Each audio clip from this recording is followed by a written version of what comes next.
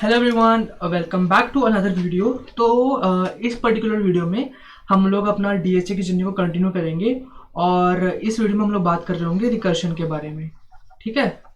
Recursion यानी एक बहुत ही इंपॉर्टेंट कंसेप्ट है जो कि तुम्हारे आने वाले डेटा स्ट्रक्चर में यूज होगा।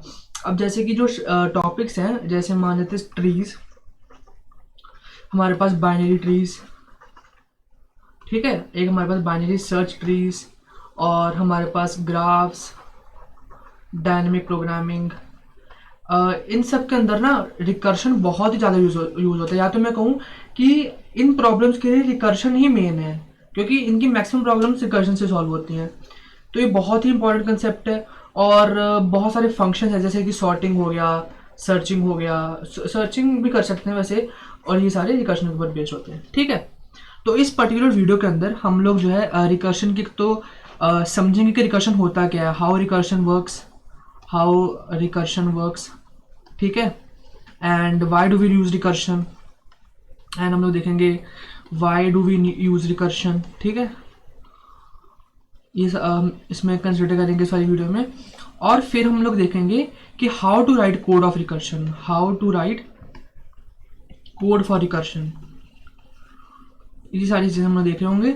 और फिर उसके बाद हम लोग जो है एक दो चीज़ देखेंगे कि थोड़े से क्वेश्चंस देखेंगे, जैसे कि हमारे पास होते हैं काफ़ी क्वेश्चन होते हैं बेसिक, जैसे n-1 print, n print, n factorial. हम काफ़ी जो है ऐसे क्वेश्चंस देख रहे होंगे। ठीक है। तो उससे पहले ये वीडियो पुरानी वीडियो से रिलेटेड नहीं है, this is not related to older videos. अगर तुमको पता है टाइम कॉम्प्लेक्सिटी क्या होती है, स्पेस कॉम्प्लेक्सिटी क्या होती है, एरेज क्या होते हैं, स्ट्रिंग्स क्या होते हैं, तो तुम ये वीडियोस इंडिपेंडेंट भी देख सकते हो। ठीक है। बिफोर प्रोसीडिंग एनी फर्दर, मैं तुमको चीज़ बताना चाहता हूँ लॉन्च पैड सेक्शन के बारे में। लॉन्च पैड यार एक इनिशिएटिव है which is taken up by Newton School to make India developer power house of the world. ठीक है, to make India developer power house of the world. तो यार लॉन्च पैड के अंदर ना तुमको सारे के सारे कोर्सेज जो हैं, जो जो तुमको चाहिए होते, कोई भी प्रोग्रामिंग रिलेटेड या कोई भी सीएससी के रिलेटेड, वो तुमको फ्री में मिलेंगे। अगर तुम कंप्लीट करते हो तुमको एक सर्टिफिकेट मिलेगा, जिसको कोर्स ऑफ कंप्लीशन सर्टिफिकेट भी कहा जाता है। प्लस तुमको डाउट सपोर्ट मिलती है वहाँ पे। और जैसे अगर तुम ये वाला कोर्स भी करते हो वहाँ से, तो तुमको बहुत बेनिफिट होने वाला है, तुमको एक्सरसाइज और क्वेश्चन भी वहाँ पे मिलेंगे। ठीक है। अब न्यूटन स्कूल क्या है? Newton School is a platform from where you can learn anything and you do not have to pay any fee until you are placed, zero fee until you are placed. ठीक है। और तुमको 6 months के वहाँ पे course मिलेगा placement के लिए, जो प्लेसमेंट ओरिएंटेड होगा, जिसमें तुमको बेसिक से लेकर एडवांस तक सारी चीज़ें कवर की जाएंगी विद एडवांस टीचर्स। प्लस साथ में इसके अंदर तुमको 300 प्लस कंपनी के साथ टाइप मिलता है, जैसे कि अन अकेडमी, स्नैपडील एक्सेट्रा। तो तुमको एश्योर्ड प्लेसमेंट मिलती है 5 लाख सीटीसी से 40 लाख सीटीसी तक तुमको एश्योर्ड प्लेसमेंट मिलती है। ठीक है। तो अब बिना किसी देरी के स्टार्ट करते हैं रिकर्शन क्या होता है। तो अगर हम डिफाइन करें रिकर्शन को in terms of some fancy definition और इंग्लिश पार्ट, तो रिकर्शन क्या है? A function calling itself, a function calling itself. तो हमने काफ़ी सारी बुक्स में पढ़ा होगा कि यार recursion is a function calling itself, और काफ़ी सारी वेबसाइट्स में भी ये लिखा होता है। But before understanding recursion any further, let's understand what PMI is. What PMI is basically तुम्हारी 11th क्लास का कंसेप्ट होता है। ये 11th class if I remember correctly, तो मैथ्स का कंसेप्ट है। बेसिकली ये मैथ्स का कंसेप्ट है 11th क्लास का। तो पीएमआई क्या कहा जाता है? पीएमआई को कहा जाता है principle of mathematical induction. Basically ये यूज होता है to prove theorems and some of your, basically किस लिए यूज होता है? क्योंकि तुमने कोई थ्योरम प्रूव करनी है, टू प्रूव थ्योरम्स। ठीक है, उसलिए यूज होता है। प्लस तुमको कोई अपना रिजल्ट को किसी पर्टिकुलर इनपुट के लिए जस्टिफाई कराना है, तो उस केस में हमारा पीएमआई यूज होता है। अब पीएमआई के अगर हम वर्डिंग्स में जाएं, तो पीएमआई के बेसिकली हमारे पास 3 स्टेप्स होते हैं। पीएमआई के basically 3 steps for PMI we have for PMI. PMI का फर्स्ट स्टेप कहता है तुम्हारे पास कोई भी, अगर तुम्हें रिजल्ट को प्रूव करना है या जस्टिफाई करना है, तो उसको n इज इक्वल टू 1 के लिए या कोई भी स्मॉलर वैल्यू के लिए प्रूव करो। n इज इक्वल टू 1 के लिए प्रूव करो। ठीक है। दूसरा स्टेप कहता है कि उसको तुम एज्यूम कर लो कि n is equal to k for some number k, n is equal to k, the result is true, the result is true. तुमको एज्यूम कर लेना है, तुमको इसके बारे में बिल्कुल भी नहीं सोचना कि कैसे हो रहा है कैसे नहीं हो रहा है, बस तुमको एक कंसेप्ट दे देना है कि ये हो क्या है, ठीक है। और तीसरी चीज जो तुमको सोचनी है इसके अंदर, वो ये सोचनी है कि n is equal to k plus one के लिए तुमको प्रूव करना पड़ेगा by using these two steps, या बेसिकली दिस सेकंड स्टेप। अब जैसे इसकी मैं एग्जांपल दूं तुमको ही, जैसे कि मान लो एक हमारे पास है कि अगर तुमको पता है एक चीज़ पता है, जैसे 1 2 3 अप टू n है, तो इसका सम क्या होता है n into n plus one by two, ठीक है। अब तुमको ये रिजल्ट प्रूव करना है, तो तुम क्या करो, एक 1 के लिए प्रूव करो, जैसे 1 is equal to 1 into one plus one 2 divide by 2, 1 is equal to 1 L S is equal to R S S, तो दिस इज बीइंग प्रूव्ड। उसी तरीके से n is equal to k के लिए प्रूव कर दो, for n is equal to k result क्या आएगा, k into k plus one by two, और k प्लस वन के लिए तुमको करना पड़ेगा। मैं यहाँ पे कह रहा हूँ कि ये ट्रू है, तो k प्लस वन के लिए यहाँ पे हो जाएगा 1 plus 2 plus 3 up to k plus one. अब इसको जब हम सॉल्व करेंगे तो इसका रिजल्ट ये आएगा, और जब हम यहाँ पे n की value k plus two put करेंगे तो ये हम देखेंगे कि यहाँ पे ये दोनों वैल्यूज इक्वेट हो जाती हैं, यहाँ से आ जाएगा L H S is equal to R H S. तो बेसिकली ये हमारे लिए इंपॉर्टेंट नहीं है ज़्यादा से, ये हमारे लिए इतना इंपॉर्टेंट नहीं है इस समय। हमको सिर्फ ये समझना है कि प्रिंसिपल ऑफ मैथमेटिकल इंडक्शन क्या है और प्रिंसिपल ऑफ मैथमेटिकल इंडक्शन काम कैसे कर रहा है, हमको ये चीज़ें जो है मेन समझनी है, ठीक है। ये समझ लिया हमने कि प्रिंसिपल ऑफ मैथमेटिकल इंडक्शन क्या है। अब रिकर्शन जो होता है, जो हमारा रिकर्शन होता है, वो प्योरली बेस्ड होता है principle of mathematical induction. Principal of mathematical induction, इसमें बेसिकली 3 स्टेप्स होते हैं, जस्ट अ मिनट। इसमें बेसिकली हमारे पास 3 स्टेप होते हैं। पहला स्टेप होता है हमारा बेस केस, पहला स्टेप होता है हमारा बेस केस, ठीक है। दूसरा स्टेप हमारा होता है, इसके काफ़ी सारे नाम हैं, इसको हम बोल सकते हैं हाइपोथेसिस स्टेप, या इसको कई लोग बोलते हैं फेथ स्टेप, या कई लोग इसको बोलते हैं रिकर्सिव स्टेप। काफ़ी सारे इसके नाम होते हैं, जो तुमको अच्छा लगे चूज कर लो, ठीक है। और थर्ड स्टेप जो हमारे पास होता है, वो होता है हमारे पास कौन सा, स्मॉल कैलकुलेशन पार्ट, या कई लोग इसको कहते हैं आवर वर्क स्टेप।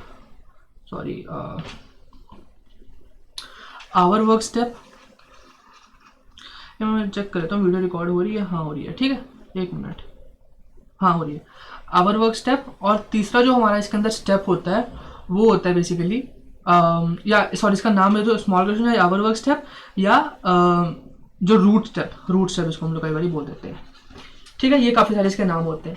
अब समझने वाली चीज़ ये है कि ये बेस केस हमारा n इज इक्वल टू 1 है PMI का, ये हाइपोथेसिस स्टेप हमारा n is equal to k है, और जो स्मॉल कैलकुलेशन पार्ट है या जो आवर वर्क पार्ट है, ये n is equal to k plus one है। अब PMI के जैसे PMI के अंदर ये नहीं होता, बट रिकर्शन के अंदर ये जो 2 स्टेप्स होते हैं, ये आपस में इंटरचेंज हो सकते हैं कि कोई क्वेश्चन में तुम पहले बेस केस कर रहे हो, फिर स्मॉल कैलकुलेशन कर रहे हो, फिर हाइपोथेसिस कर रहे हो, या किसी केस के अंदर तुम पहले बेस केस देख रहे हो, फिर हाइपोथेसिस कर रहे हो, फिर स्मॉल कैलकुलेशन कर रहे हो। तो वो डिपेंड करता है कि क्वेश्चन पे कि क्वेश्चन कौन सा कैसे काम कर रहा है। तो ये जो है चीज़ होगी रिकर्शन की। अब रिकर्शन के अंदर तुम्हारी जो बेसिक चीज़ है, जो मेन डिमांड करता है रिकर्शन, वो डिमांड करता है फेथ का। क्या डिमांड करता है, फेथ के बारे में, कि फेथ क्या होता है। फेथ का मतलब है कि तुमको बिलीव करना ही पड़ेगा आंखें बंद करके कि ये मेरा काम कर देगा। अगर तुम इसके अंदर डीप डाइव करोगे तो तुम्हारा जो है क्वेश्चन हो ही नहीं सकता, हो ही नहीं पाएगा वो। तुमको एक मोमेंट के लिए बिलीव करना पड़ेगा कि हाँ रिकर्शन मेरा काम करके ले आएगा, तभी तुम्हारा जो है सक्सेसफुली रन कर पाएगा प्रोग्राम। क्या कह रहा हूँ मैं, सबसे पहले जैसे मान लो मेरे को एक काम करना है, let's say I want to write a program. मैं बहुत ही सिंपल सी एग्जांपल ले रहा हूँ, वैसे हाइपोथेटिकल एग्जांपल है, बट मैं चलो इसी तरह एक्सप्लेन करता हूँ, ठीक है। अब मेरे को सिर्फ छोटा सा इसका पार्ट पता है, जैसे प्रोग्राम का मेरे को इतना पता है कि प्रोग्राम के अंदर इनपुट कैसे लेते हैं, मेरे को ये चीज़ पता है, इनपुट कैसे लेते हैं ये चीज़ पता है। बाकी काम मैं कहूँगा रिकर्शन तू करके दे दे मेरे को, रिकर्शन बाकी मेरा काम तू करके दे। अब मेरे को बिलीव करना पड़ेगा कि मैं इनपुट कर रहा हूँ तो बाकी काम रिकर्शन करेगा ही करेगा। ये सिर्फ एक हाइपोथेटिकल एग्जांपल है, बस इसको हम ऐसे समझ रहे हैं। और फोर्थ स्टेप जो है बाकी एग्जिट का part, this is the main thing you should understand about recursion, ठीक है। अब हमने जो है डिस्कस किया कि हमको फेथ होना चाहिए, हमको बिलीव होना चाहिए और सब कुछ होना चाहिए। अब देखते हैं कि हम लोग कोड लिखते कैसे, रिकर्शन में कोड हम लोग लिखते कैसे हैं। अच्छा, अब कोड लिखने से पहले हमको दो चीजें याद रखनी है कि जब भी हम रिकर्शन का कोड लिखेंगे ना, तो उसमें हमको दो चीजें किस करनी पड़ेंगी। एक तो सबसे पहले हम कोड लिखेंगे विदाउट एनी थिंकिंग, हमें थिंकिंग नहीं करनी है इसके अंदर। अगर हम थिंकिंग करेंगे तो हम फेल हो जाएंगे। दूसरी चीज, यहाँ पे हम ड्राई रन करेंगे, यहाँ पे हम थिंक करेंगे। ठीक है, कभी कभी इसको बोला जाता है कि ये हाई लेवल थिंकिंग भी है और ये लो लेवल थिंकिंग, बट मैं कहता हूँ ये ड्राई रन स्टेप है, इसमें हमको थिंक करना होता है। Perfect, okay. तो कोड लिखते हैं। मान लो तुमको एन नंबर दिया हुआ है कोई भी, और तुमको वो प्रिंट करना है इन रिवर्स ऑर्डर फॉर्म। जैसे 5 दिया हुआ है तो 5 4 3 2 1, ये तुमको प्रिंट करना है। मान लो ये तुमको दे रखा है और ये तुमको प्रिंट करना है, ठीक है। तो सबसे पहला स्टेप क्या था, मैंने बताया था बेस केस। बेस केस के बारे में थोड़ी देर बाद सोचते हैं, बेस केस को अभी हम लोग पॉज पे रखते हैं। दूसरा स्टेप क्या था हमारा, हाइपोथेसिस स्टेप। और तीसरा स्टेप क्या था हमारा, स्मॉल कैलकुलेशन। मैंने क्या कहा था कि ये स्टेप जो है रिवर्स हो सकते हैं। तो इस पर्टिकुलर क्वेश्चन में हमारा ऑर्डर होगा बेस स्टेप, स्मॉल कैलकुलेशन और हाइपोथेसिस। अब देखो, अगर मैं सिंपल सा बात कहूं तो मेरे को 5 4 3 2 1 प्रिंट कराना है, तो मैं ऐसे कर सकता हूं कि हे रिकर्शन, मैं 5 को प्रिंट कर देता हूं, बाकी तुम अपने आप कर लेना काम। मैं एक लेजी तरीके से काम करता हूँ रिकर्शन में, हमेशा मैं लेजी तरीके से काम करता हूँ रिकर्शन में। मैं कह रहा हूँ मेरे पास एन आ गया ना, मैं एन को प्रिंट कर दूंगा और बाकी का जो पार्ट है वो रिकर्शन करेगा, उसको मेरे को चिंता करने की जरूरत नहीं उसकी। इस क्वेश्चन को तुम ऐसे भी कर सकते थे, for int I is equals to 1, I is less than 5, I plus plus cout I. वो एक अच्छा काम है, बट मैं थोड़ा लेजी हूँ, तो मेरे को जो है लेजी वाला काम करना है इसके अंदर। मेरे को जो है देखना है कि रिकर्शन कैसे मेरे लिए काम करके देगा मेरे को। तो बेसिकली इसमें मैं क्या सोचूंगा कि एन के ऊपर काम मैं करूंगा, और n-1 के ऊपर काम रिकर्शन करेगा। एक बार इसका कोड लिख के देखते, फिर समझाऊंगा मैं कैसे लिख रहा हूं। Void first question, each function का नाम लिखा है मैंने, इन 10, हमको ये नंबर दिया जाएगा इन 10।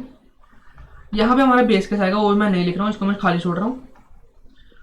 और यहां पे मैं लिखूंगा क्या, सी आउट एन, ये मेरा अपना काम हुआ, ये मेरी हुई स्मॉल कैलकुलेशन।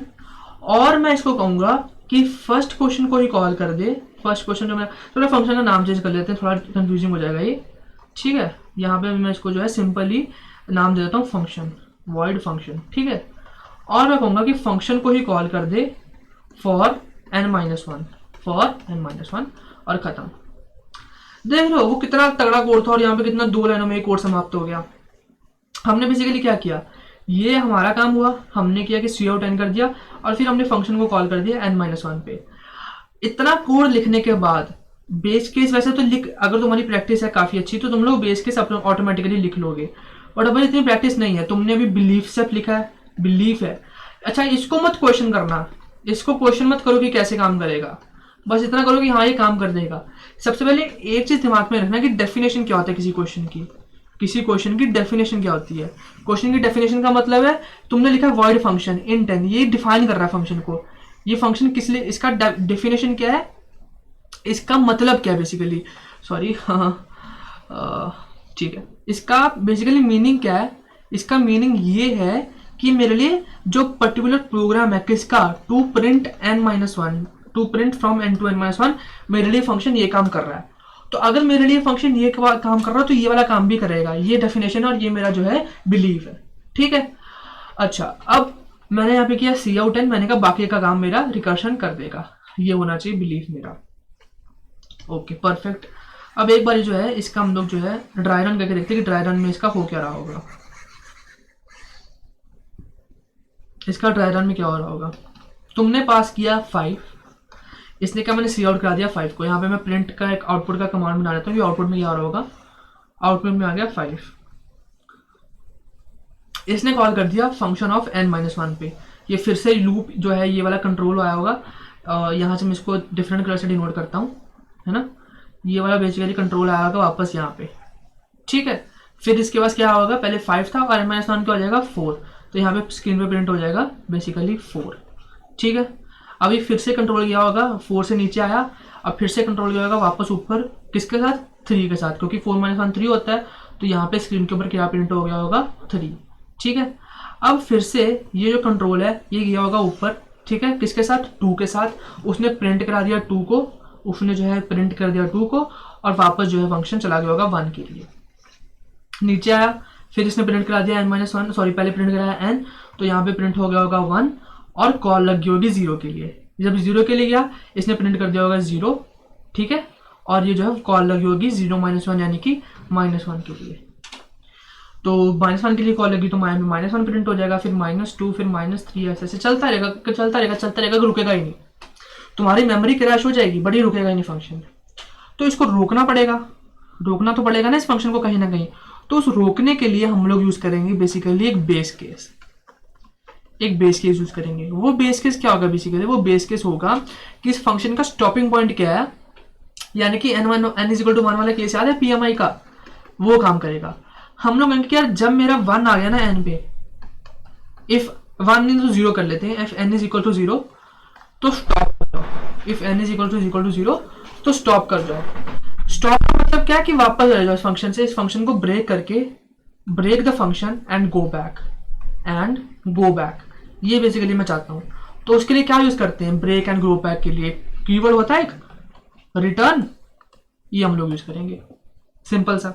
अब एक बार प्रॉपरली कोड लिखते हैं। इस क्वेश्चन का कोड क्या होगा, क्वेश्चन क्या है, प्रिंट फ्रॉम n to 0 और लेट्स से 1 कर देते हैं, 1 0 के लिए हमारी कंडीशन -1 हो जाएगी, to 1 रिकर्सिवली, ये क्वेश्चन है। इसका मैं कोड लिखता हूँ। कोड क्या होगा बेसिकली, मैं इसमें थोड़ा सूडो कोड भी लिख रहा हूँ और थोड़ा C++ रिलेटेड भी लिख रहा हूँ, तो कोई भी लैंग्वेज में ट्रांसफॉर्म कर सकते हो, ठीक है।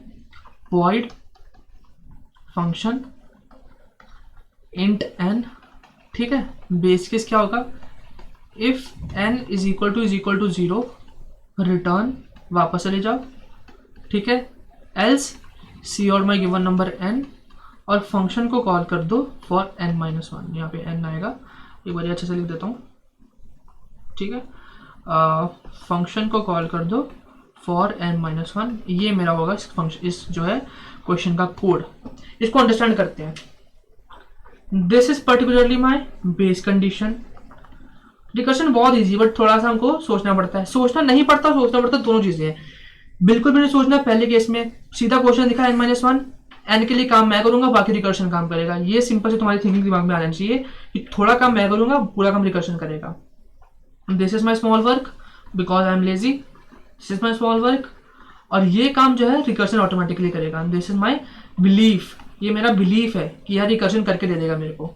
अब देखते हो क्या रहा होगा तुम्हारा। मैं छोटा सा बनाता हूँ, पहले 5 आया, ठीक है, 5 ने प्रिंट कर दिया 5, यहाँ पे मैं देखता हूँ प्रिंट विंडो, ये हमारी प्रिंट विंडो है, इसने 5 प्रिंट कर दिया, ठीक है। इसने कॉल लगाई 4 को, 4 प्रिंट हो गया। इसने कॉल लगाई 3 को, 3 प्रिंट हो गया। इसने कॉल लगाई 2 को, 2 प्रिंट हो गया। इसने कॉल लगाई 1 को, 1 प्रिंट हो गया। इसने कॉल लगाई 0 को, उसने कहा 0 है, उसने कहा चलो बाहर आ जाओ, वापस आ जाओ, तो बाहर आ गया। ये है सिंपल ही रिकर्शन। तुम्हारा इक्वेशन हो भी। और कई लोग तो क्या करते हैं, कई लोग इतना इजी कोड लिख लेते हैं, एक लाइन 1 लाइनर कोड लिखते हैं, तो क्योंकि रिकर्शन बहुत ही इजी होता है और तुमको सारा कुछ करके देता है। बेसिकली तुम्हारा कंप्यूटर सारा काम कर रहा होता है, तुमको सिर्फ एक छोटा सा काम कर रहा है, बाकी सारा कंप्यूटर जो है अंडरस्टैंड कर लेता है। इजी सा पार्ट है, बस तुमको यही सोचना है कि तुमको पहले स्टेप में कुछ नहीं सोचना, फिर सोचना है पहले स्टेप में तुमको कोड लिख लेना सारा जो तुमको आता है। चलो एक और क्वेश्चन करते हैं सिंपल सा। तुमको 1 से लेके n तक प्रिंट करना है किसी भी नंबर को, तुमको n दे रखा है, तुमको 1 से लेकर उल्टा उस क्वेश्चन का करना है। तो सबसे पहले फंक्शन की डेफिनेशन सोचो क्या होगी। फंक्शन की डेफिनेशन होगी कि ये फंक्शन मेरे लिए क्या काम कर रहा होगा। ये फंक्शन मेरे लिए बेसिकली 1 to n प्रिंट कर रहा होगा, ये मेरी डेफिनेशन होगी इस फंक्शन की। दूसरी चीज सोचो, दूसरी चीज क्या है कि मैं क्या करूंगा यार, मैंने तो छोटा सा काम करना है। My small work is basically मैं ज्यादा से ज्यादा ना 1 प्रिंट कर दूंगा। यार मैं काम करता हूँ 1 भी नहीं, मैं यार मेरे पास जो n है ना, मैंने कोई कैलकुलेशन नहीं करनी, मैंने सिंपली n को प्रिंट कर दूंगा लास्ट में। मैं कहूँगा पहले तो अपना काम कर ले, बाद में मैं अपना काम करता हूँ, ठीक। और तीसरी चीज मैं इसके अंदर क्या कंसिडर करूंगा, तीसरी चीज बेसिकली मैं क्या करूंगा, तीसरी चीज मेरे को एक बार ड्राई रन करना पड़ेगा। ड्राई रन यार हर क्वेश्चन में नहीं करने की जरूरत होती, शुरू के 20-30 क्वेश्चन में कर लो, तुमको एक आइडिया हो जाएगा कि रिकर्शन कैसे कॉल कर रहा है। फिर तुमको ये स्टेप करने की जरूरत ही होगी नहीं, तुमको इन्हीं दोनों स्टेप से जो है तुम्हारा आ जाएगा। ठीक है, अब इस क्वेश्चन का कोड लिख के देखते हैं कैसा बनेगा। वॉइड फंक्शन इंट एन, अभी मैं नहीं लिख रहा हूँ बेसिस इसका। फिर यहाँ पे मैं करूँगा कि यार एक काम करो, तुम n-1 को प्रिंट तो कर दो। तुम जो है काम करो, तुम n-1 को प्रिंट करा लो। जब तुम उतना काम कर लोगे ना तो मैं अपने आप को प्रिंट कर लूँगा, ठीक है। बड़ा आसान था ये तो। अब एक रिकर्सिवली सोचो, अब एक मतलब कि अब दिमाग से सोचो अपने कि कैसे चल रहा होगा ये फंक्शन। तुमने 5 भेजा, उसने कहा यहाँ पे उसने कहा कि ये वाले जो है अभी तक जो है एक्सप्रेशन एग्जीक्यूट नहीं हुआ। उसने 4 को भेजा, एग्जीक्यूट नहीं हुआ। उसने 3 को भेजा, एग्जीक्यूट नहीं हुआ। उसने 2 को भेजा, एग्जीक्यूट नहीं हुआ। 1 को भेजा। कहाँ तक जाता जा रहा है? तो जाते जा रहा है, बढ़ता जा रहा है फंक्शन। तो रोकना पड़ेगा कहीं पे, तो रोक देते हैं। If n is equal to 0 stop, यानी कि रिटर्न, ठीक है। अब 5 4 3 2 1, और यार थोड़ा ना इसको अच्छे से बना देता हूँ, तुमको ज़्यादा क्लियर हो जाएगा, ठीक है। तो मैं इससे लिख देता हूँ, ठीक है। सबसे पहले 5 आया होगा, फिर इसने कॉल करी होगी 4 को, फिर इसने कॉल करी होगी 3 को, इसने कॉल करी होगी 2 को, इसने कॉल करी होगी 1 को, इसने कॉल करी होगी 0। ये तो बाहर निकल गया। अब मैंने यहाँ पे डॉट लगाया। डॉट का मतलब है कि ये लाइन अभी तक एग्जीक्यूट नहीं हुई है, वो उनको भेजते जा रहा है आगे कि तुम पहले ये काम करके लाओ, फिर मैं अपना काम करूँगा। तो बेसिकली यहाँ पे फिर ये प्रिंट हो जाएगा जिसके अंदर n होगा, 1 प्रिंट हो जाएगा, फिर ये n प्रिंट हो जाएगा 2, फिर ये 3, फिर ये 4, फिर ये 5। देखो कितना आसान है रिकर्शन। तो बेसिकली बस इतना ही काम था रिकर्शन का कि तुमको देखना है कि कैसे रिकर्शन काम कर रहा है। अगले क्वेश्चन में अगली वीडियो में थोड़ा और देख लूँगे। तुमको कोई भी डाउट हो तुमको उसको कमेंट आउट कर दो, I will be more happy to answer your doubt. Okay, thank you.